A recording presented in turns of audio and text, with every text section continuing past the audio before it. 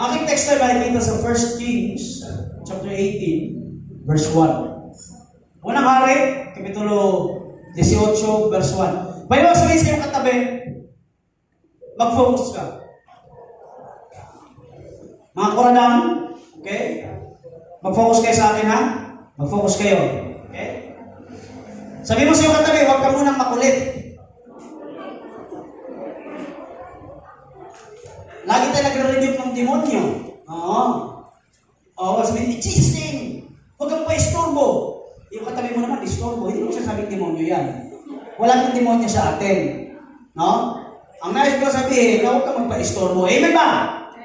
Okay, sabihin mo ulit sa iyong katabi, huwag kang makulit. Focus tayo ngayon sa akin. Focus tayo. So, makikita sa 1 Kings chapter 18, verse 1. Later on, in the 3rd year of the drought, the Lord said to Elijah, "Go and present yourself to King Ahab. Tell him that I will soon send the rain." Okay, ulitin ko ha. Later on, in the 3rd year of the drought, the Lord said to Elijah, "Go and present yourself to King Ahab. Tell him that I will soon send the rain." Now, my topic for today is, here comes the rain. Ganda na. Kasi topic, kasi kanta natin kanina, healing rain is coming down.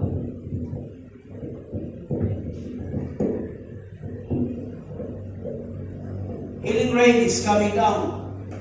Pag-asa declare, or nag-declare na po ang pag-asa, ang ating pag-asa ba, yung na rainy season has already come. So kaya napapansin natin, every hapon ay mainit sa umaga, pagdating ng hapon ay tag-ulan. No? Sapagkat dalawa lang po ang ating season sa Pilipinas. Ito po ay tag-ulan at saka tag-init. La Niña at saka El Niño. La Niña at saka El Niño. Hello, so ba tayo? Ulitin ko, ang pag-asa ay nag-declare na, tag-ulan na talaga. Kaya napapansin natin, hindi na gaano mainit. Kung kailan pa medyo lumamig-lamig, doon na nagkikisame. Talagang inan talaga yung pasensya natin, okay lang yan. Hinanda talaga yun. Sabi ko, kung kailan tagulan, ay doon pa nagkikisame. Well, all things work together for good. Okay, amen po ba?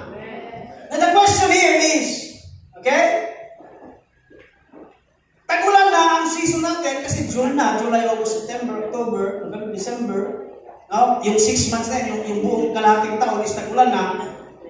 Pero para bang ang buhay mo, kapatid, ay para bang tagtuyong pa rin. Yung buhay mo hindi sumunod sa season. Hello, amen? Tagulan na sa season natin sa Pilipinas, pero yung buhay mo hindi sumunod. Nanatiling tagtuyong, sabihin mo sa katabi, tagtuyong. Alam natin na talagang may season ng pagpapala at may season ng, alam niyo na yun, di ba? May season ng pagtatanim at may season ng pag-aani. Dahil saan tayo? Nasa probinsya ngayon po, sa panahon ngayon sa tag-ulan, yung ating mga magsasaka ay binibigyan ng, kumbaga, opportunity sa kanila na mag-araro. Kasi nga, yung tubig Kasi yung April, Mayo, actually, kung sa March, April, May, yung 3 buwan na yan, tag-anihan. So tapos sila nag-ani. Okay? Ngayon ay panahon ng pagbubukal at sa sunod na buwan, July, is pagtatanim. Amen po ba? Pero ang problem sa atin, para bang nahuli tayo palagi. Nakaani na yung kabila, ikaw, wala pang tanim. No? Tagulan na sa season natin, pero tuyong-tuyo ka pa rin. Tingnan mo yung katabi kung tuyong-tuyo na. Maliban sa dalawa kasi nag-rejuvenate ang kaluluwa nito sa bingit at Baguio. Ang lamig doon. Grabe. Na-refresh. Grabe. Gusto ko humabol. Naalala ko lang ng pera. Kasi ibang usapan no? Kaya sabi ko gano'n. Sabi ko sa habang ginawang sermon ko, bakit may mga kapatiran pa rin tayo na parang tagtuyog pa rin? Sabi mo sa yung katabi, tagtuyog. In fact, dapat tapos na yung tagtuyot sa buhay natin. Kasi panahon na naman ng paghahanda, panahon na ng paghaan, panahon na po na saluhin natin ang pagpapala, sana. Pero ang iba naiiwan. Alam mo kami mga pastor, hindi po kami nagpipray na, sige, ito lang pagpapalain, yung isang kapatiran may iiwan. Wala ho. Pinagpipray namin na sabay-sabay tayo, walang may iiwan. Amen? May nang amen. Amen ba? Now the problem mga kapatid, ang Diyos ay magpapadala na ng ulan. Ang Diyos ay ready na magpapadala ng ulan. Question is, kayo ready ba? Ulitin ko ha? Si Jesus ready na mag-visit. Kanina pa, kumakanta tayo, hey, I receive you. Mercy, gumagano'n pa nga kayo. Parang ibang sayaw na to Parang sa iba yata ito na sayaw. No? Parang nakikita ko sa daan to mga ganun no? Hey, I receive your mercy. No? I receive your grace. Ang Diyos ay ready na. Question is, kayo ready na?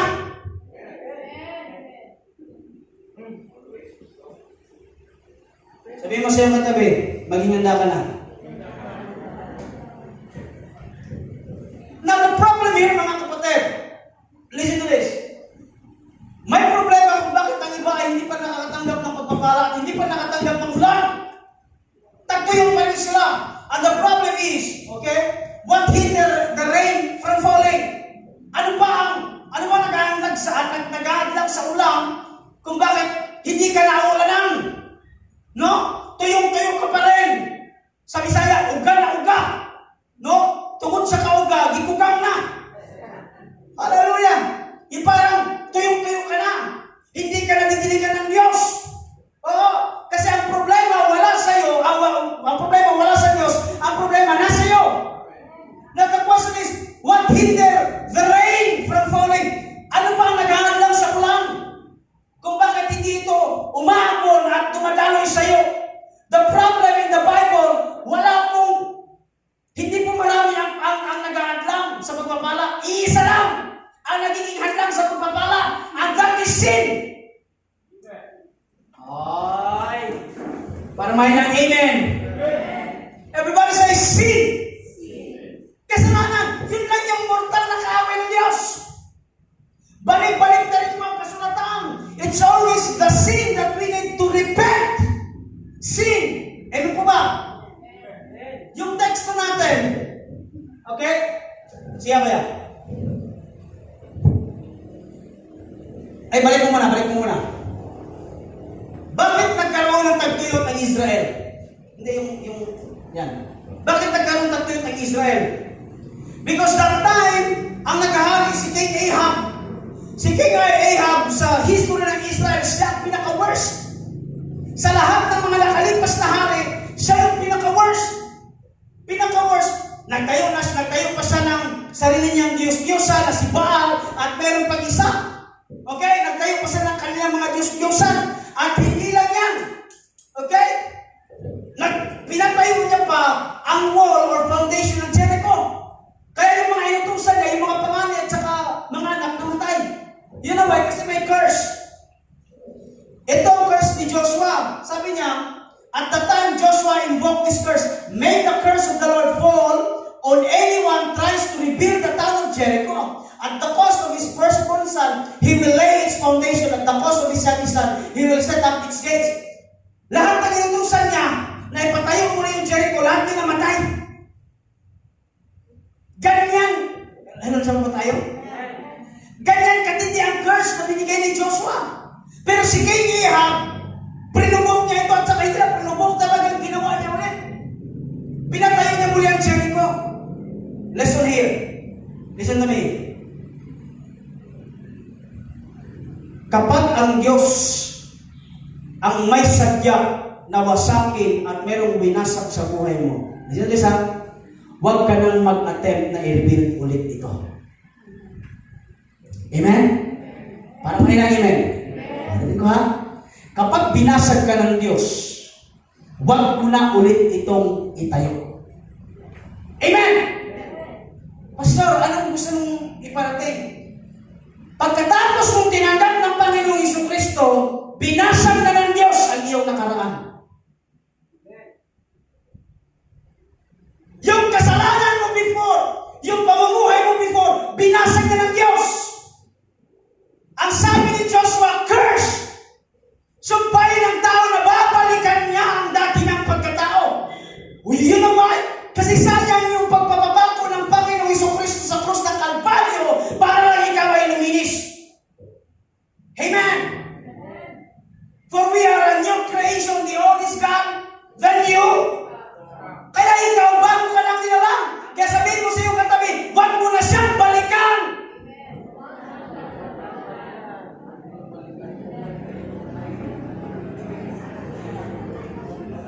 Tapos ka nang hinil ng Diyos.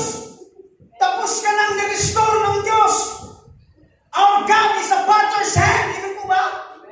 It's like a potter's hand. Kahit durug ka na, ginagawa ka pa rin ng Diyos na palambutin at imumold ka muli. Amen? Lesson here, mga kapatid, once na ikaw ay minasak ng Diyos for a particular reason, huwag mo na itong balikan. Sapagkat mayroong mangyayari sa iyo na hindi maganda. Amen? Sabihin mo, mga teens, huwag nyo na silang balikan.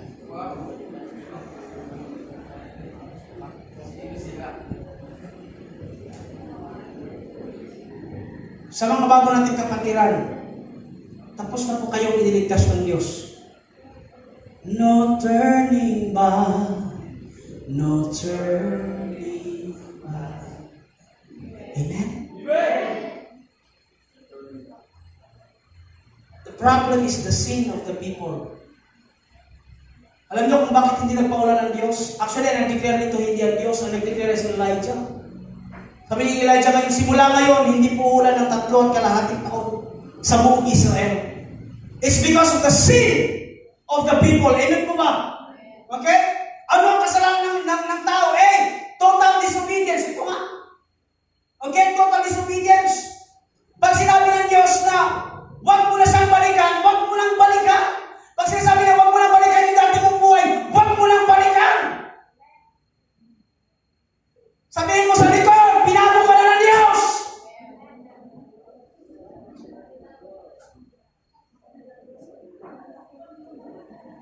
You cannot change by yourself. Listen to this, mga kapatid. Hindi mo kayang baguhin ang sarili mo. It's by the conviction of the Holy Spirit sa puso mo na every time you commit sin, there's a guilt in your heart. Amen. Oh. Yung bulong na nagsasabi na yan, banal na spirito yan. Woo! Amen po ba? Huwag mo nang balikan. Huwag mo nang balikan. Pero alam niyo ang kagandahan? Kapag nagsira ang Diyos sa buhay mo, kapag nagsarado ang Diyos ng pinto sa buhay mo, meron pang pintuan sa likod. In short, hindi ka kailanman iiwan ng Diyos na ganyan ka lang. Amen? Amen ba? Itatayo at itatayo ka ng Diyos. Palakpakan niyo ang kamay.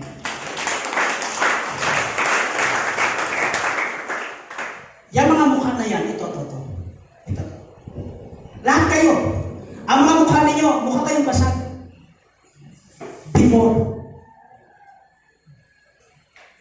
I once was lost, but now I'm found. Was blind, but now, ano sunod? Amazing grace. Bigo tayo before. Lahat tayo dito, failure tayo. Failure tayo lahat. Because of sin. And we for all have sinned and fall short from the glory of God. But because of the amazing grace ng Diyos, kahit gaano ka kapasag at naging durog pa, God will restore and will give you a new heart. Napakanya Diyos.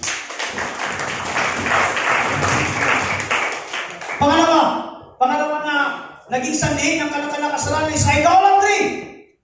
Because of idolatry. Idolatry, mga kapatid.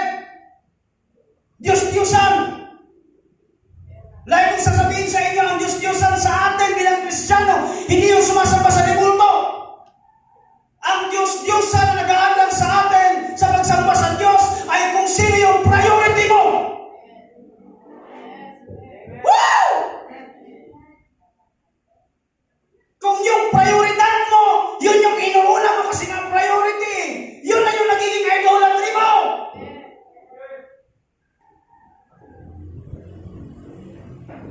Hello, amen?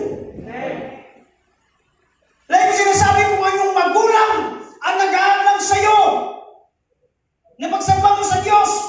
Hindi mo sabihin, iwanan mo yung magulang mo. Wala kang kakainin ngayon. Mga minamahal ko kapatid, mahirap maging Kristiyano. Amen?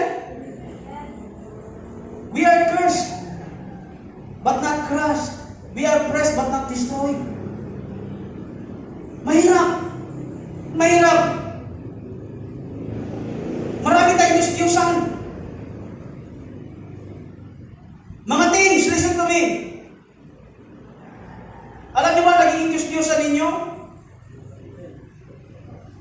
TikTok. And that's the truth. Sinasabi ko lagi sa inyo na hindi bawal ang TikTok. Kasi kahit pagbawalan kayo, will niyo yan eh. Pero nakakalungkot isipin na mas nakikita ko pa yung mga TikTok ninyo kaysa sa mga post ng mga verses. Kung hindi nyo kaya mag-post ng mga verses, meron kami mga pinupost na verses. At yun ang dapat nyo i-share because you are a disciple of Christ. Wala kayong dapat i-share kundi ang para sa Panginoon.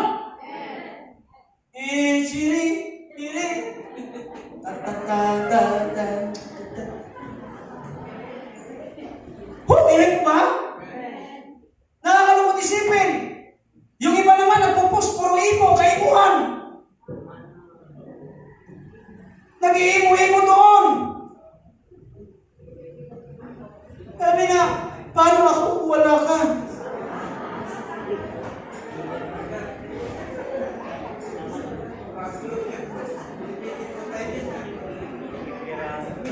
Totoo yung mga kabataan, akala nyo, hindi ko binabantayan yung mga ano ninyo. Pasalamat kayo, basta nyo makakalimutin lang. Kasi pag binars ko ulit, nawawala na ulit, nasa isipan ko.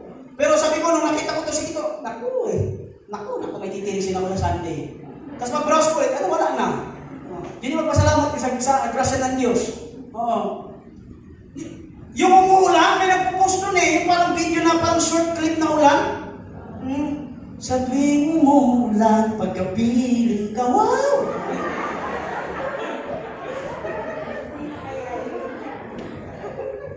Really? Ang pihira. Sabi ko, grabe mo. Grabe. Pwede. Mga kaimuhan. Tapos pag, di ba, ang ano ba? Tapos, ito pa, naalala niyo yung, ito po, tinaalala ko. Naalala ko yung, alam niyo sa Jessica Soho, yung bata na nag-aararo? Yung bata ba? Grabe yan. Ang mga teens natin, puro share. God bless you.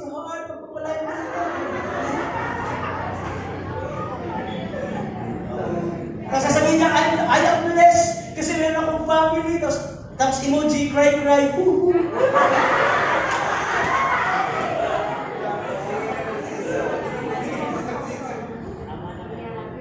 Gusto ko na sana mag-comment din na, pero ayaw mapahiya. Kasi Facebook yan Sabi ko, sa Sunday lang kayo.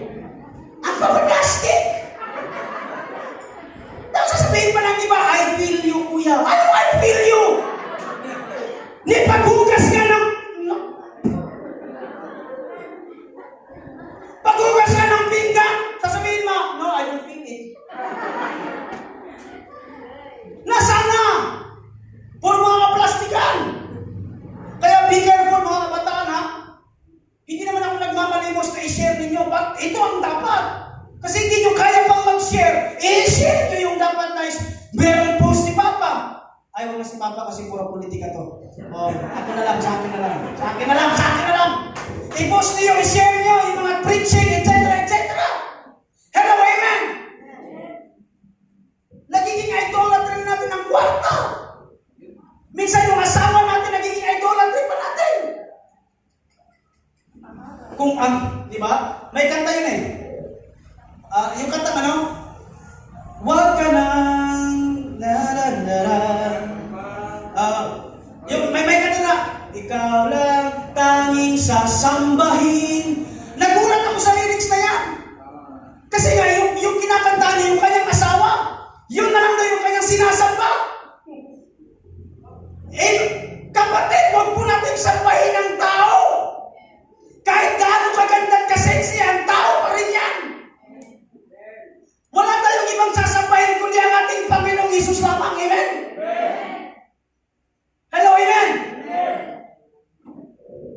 Hindi naman naka-live. Okay lang. Ako'y nagpapasalamat sa Panginoon kasi ano ba tawag dito? Nireject ni Brother Eddie Villanueva yung recommendation ng Mansambayan.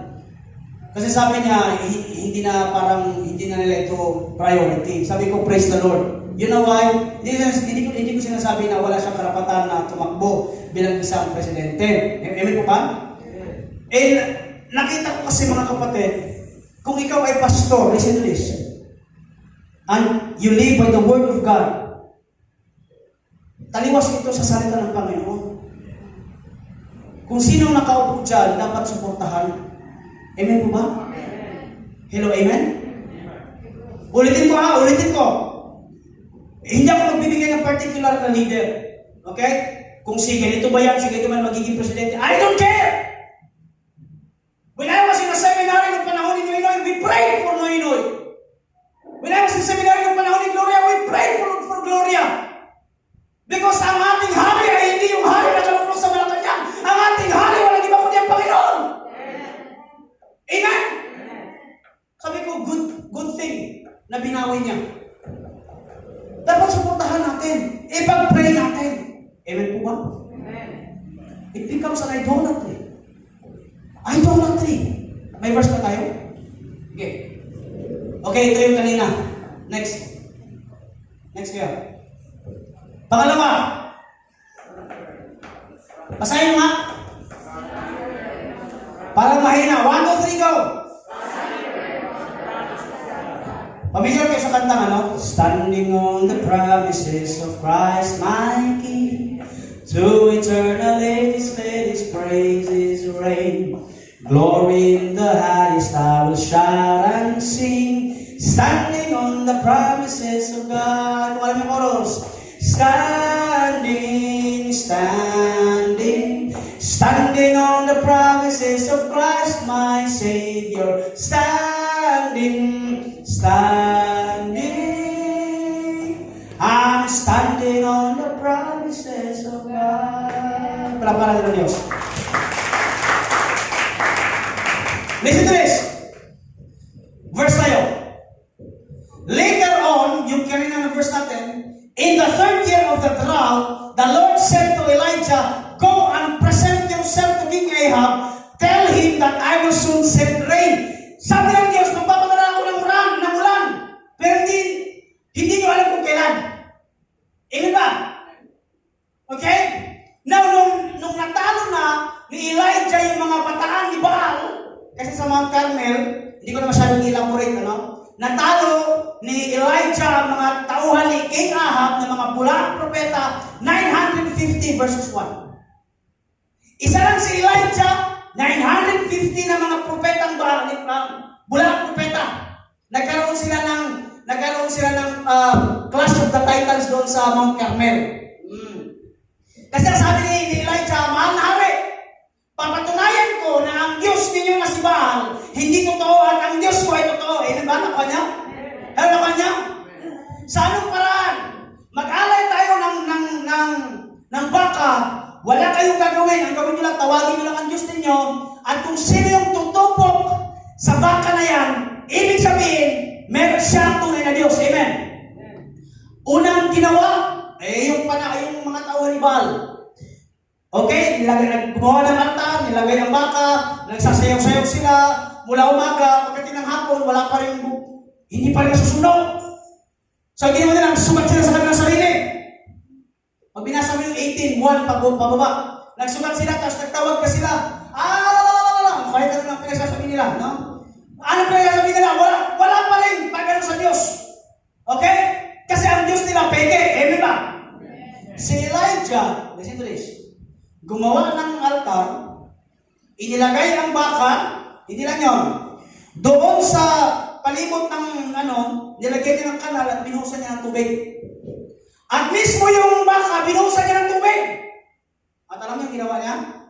Lord, ipakita mo sa mga tao ito kung sino ka, na ikaw ang tunay na Diyos. Bumuka ang langit, bumaba ang apoy, nasunog kahit may tubig.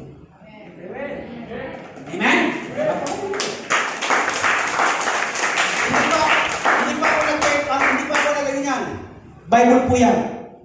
At saka ang kanilang kasunduan, isa lang. Kay Ahab, kapag nanalo ako, patayin mo lahat ng iyong mga propeta. Pag nanalo kayo, patayin niyo na ako kasi ako na lang nag-iisa. Ang tawag dyan, remnant, siya lang nag-iisa. Ay, to make the long story short, nanalo si Elijah because hindi naman talaga mananalo kailanman ang kaaway sa ating Diyos. For greater is He that He is in us, that He is in the world. Amen?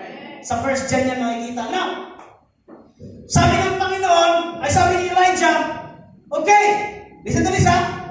Bakit sinasabi kong standing on the promises of God? Listen to this, standing firm. Because bago pa ang pagtatagpo nila sa Mount Carmel, sinabihan na siya ng Diyos, pumunta ka na, magpakita ka na kay Ahab, 3 taon ka lang na magpakita ka na, sapagkat magpapadala na ako ng ulan. Nandun yung promise ng Lord, amen? Nandun yung promise. Malinaw sa isip ni Elijah na mayroong promise ng Diyos, pero hindi niya pa alam kung kailan. Now, sige, kuya. Then Elijah said to Ahab, go get something to eat and drink, for I hear a mighty rainstorm coming. Yung word na hear, hindi niya pa nakikita. Nakuha niyo? Sabi ngayon ni Elijah, umuwi ka na, kumain ka na, magpahinga ka na. Bakit? Kasi naririnig ko na ipaparating na ulan. Hindi niya pa nakikita, pero naririnig niya. Amen? Parang ngayon ang amen. Sometimes ang promise ng Diyos is naka-block sa ating mata, pero ang promise ng Diyos bumubulong na sa ating tenga. Amen? Sapagkat sinadya ng Diyos yan, for we live not by sight, but by faith. For we live by faith, not by sight. Kasi kung nakikita mo na agad, abay hindi ka wala ka ng pananampalataya, Scientology ka na. To see is to but we Christian, believe first and you will see. Amen? Verse tayo. So faith comes from hearing. And hearing through the word of Christ. Through the word of Christ. 8,000 plus ang promises ng Diyos na nakasulat sa aklat ng kasulatan. 8,000 plus! Amen po ba? Si Elijah, alam niya na nakatanim sa kanyang puso na may promise ang Diyos. Although hindi pa ito dumarating, pero feeling niya ito ay darating. That's faith.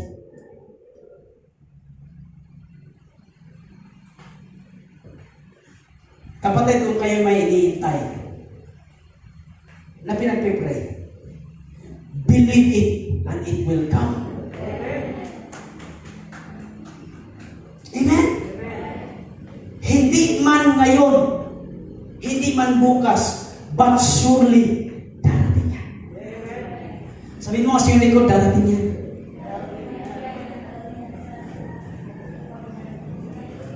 Sabihin mo sa yung kilid, darating yan. Darating yan. Though you never see it yet, but surely it will come through faith.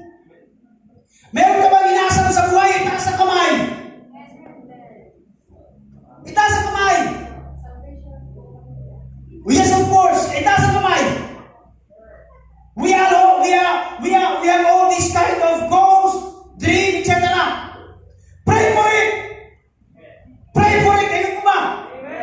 Minsan nadidelay ito, but not denied. Amen. In short, hindi pa para sa iyo. O sabihin mo nga sa katabi, hindi pa para sa iyo. Hindi pa para sa iyo. Hindi pa. Kahit hindi pa nakikita ni Elijah, he believed that rain will come. Because itinanim sa kanya ng Diyos at ipinami sa kanya ng Diyos. The promise of man surely will fall, but the promise of God will remain forever. Amen. Sabihin mo kasi kapatid, maniwala ka sa pangako ng Diyos.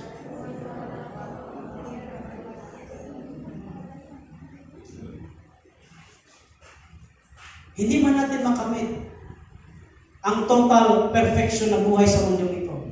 But surely, doon sa langit, yun ang perfect, di ba, Kuya Ron? Hindi Hades. Alam mo si Kuya Ron, kachat ko. Hindi naman nakalive. Ikakat ko naman, Kuya Ron. Kamag-alala. Hindi niya nakalive, naka-video yan.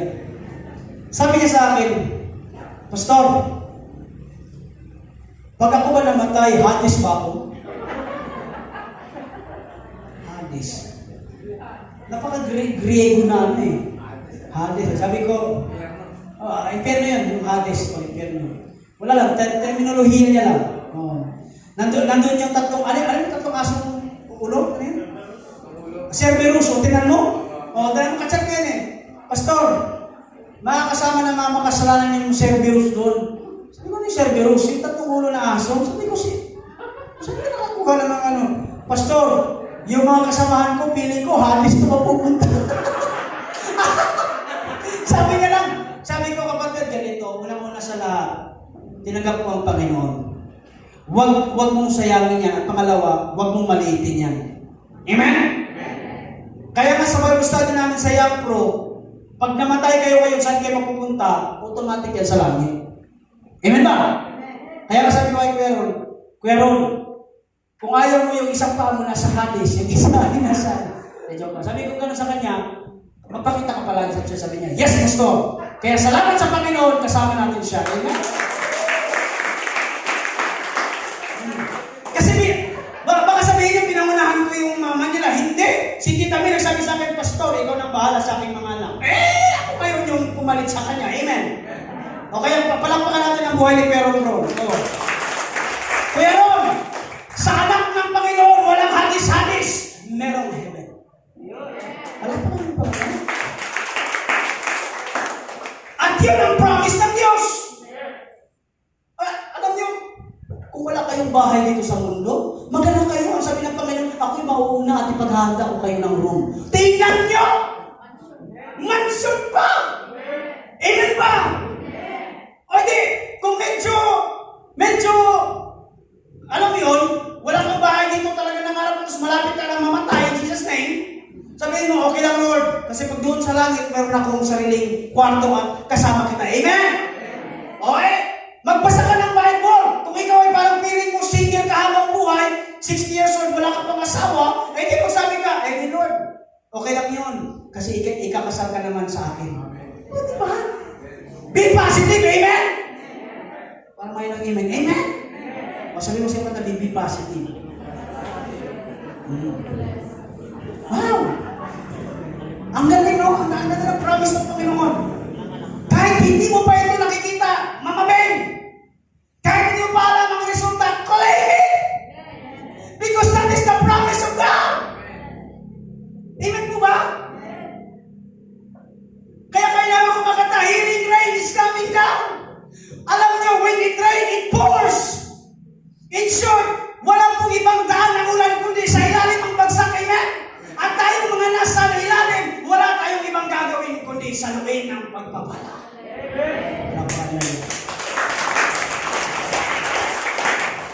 Sabi mo sa likod, saluin mo ang pagpapala.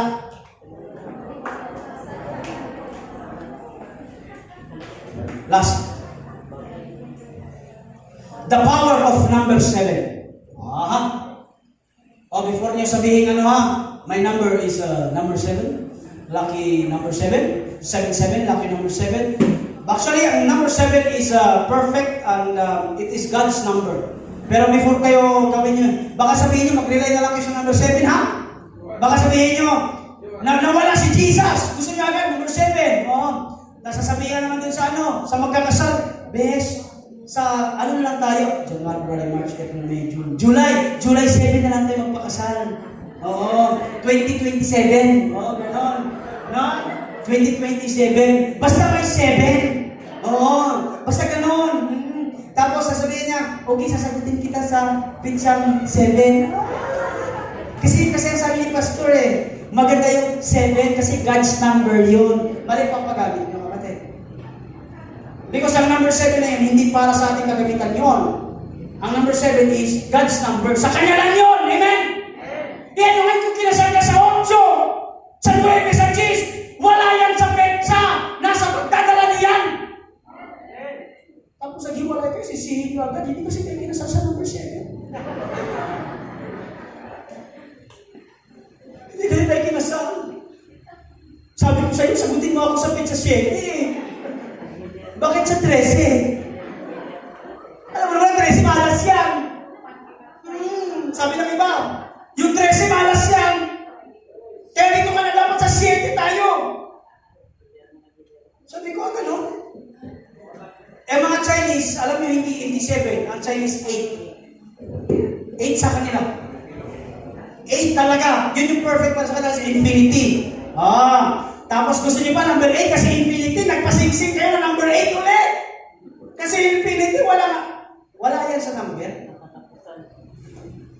Gusto ko lang sabihin sa inyo, ang number 7 is belongs to God. Hello, saan po tayo? Listen to this. Dumating ang ulan sa mundo, dumating ang kauna-unahang ulan. Okay?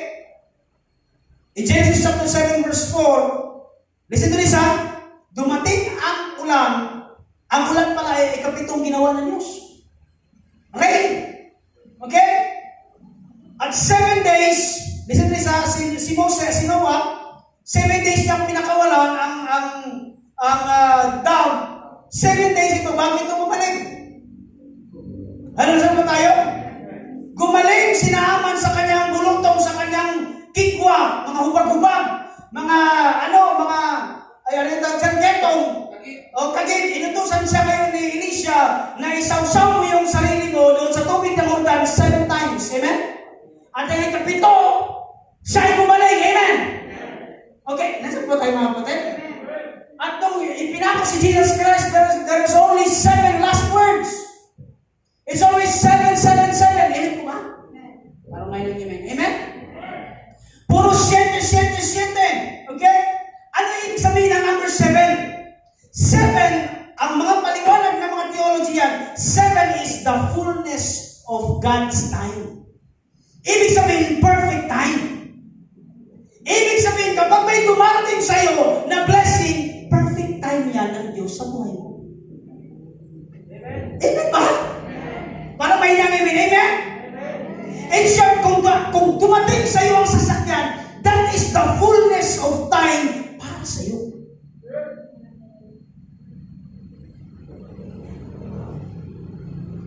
Nung dumating ang sasakyan kay Papa, it is the fullness of time para sa Kanya. Amen ba? Nung dumating ang aking asawa sa buhay ko, that is the fullness of God's time for me. Ipapahin niya ng Diyos. Yung trabaho ninyo, that is God's perfect time para sa inyo. Hello, amen? Sabi mo sa iyong katabi, perfect ang Diyos. Verse na yun yan.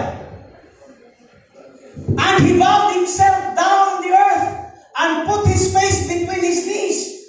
And he said to his servant, go up now, look toward the sea. And he went up and looked and said, there is nothing. And he said, go again 7 times.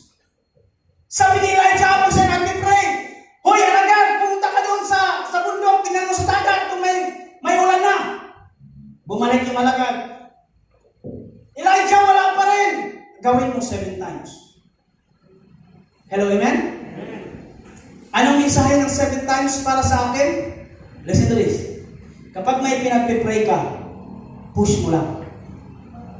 Push means pray until something happen. Alam niyo na yan, sa Facebook yan, nakuha. Ibig sabihin, kahit alam niyo na ito ay darating, keep on praying! Hello, amen? Ulitin ko ha, kahit piling mo na sabi ni Elijah, naririnig ko na ang ulan, pero hindi ako titigil. Hindi ako titigil, naluluhod sa Diyos at mananalangin. Amen po ba? Because ang gusto ipaliwanag sa atin ng Panginoon na kahit dumating na sa iyo ang pagpapala, do not stop praying. Sabi mo sa iyo, huwag kang hihinto.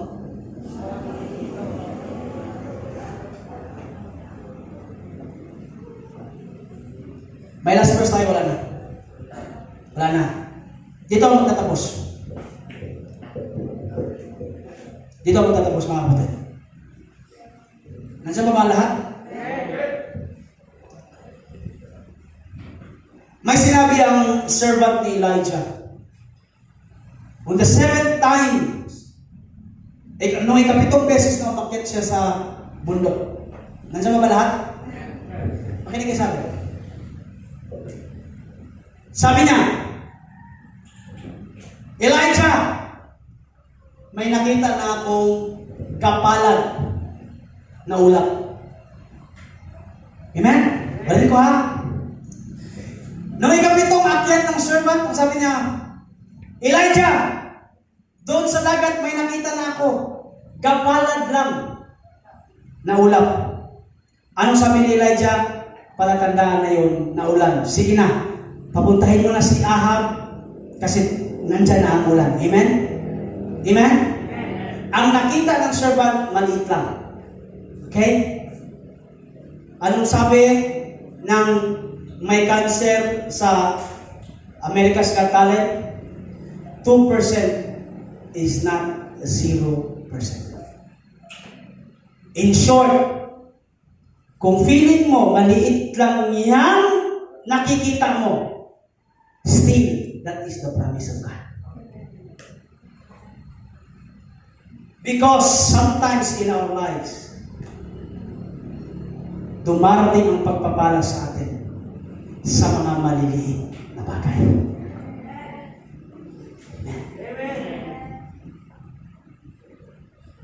Kapag hindi ka sensitibo at hindi mo ito tinanggap, pinalagpas mo lang, nawala na sa iyo ang pagpapala at pumunta na sa iba.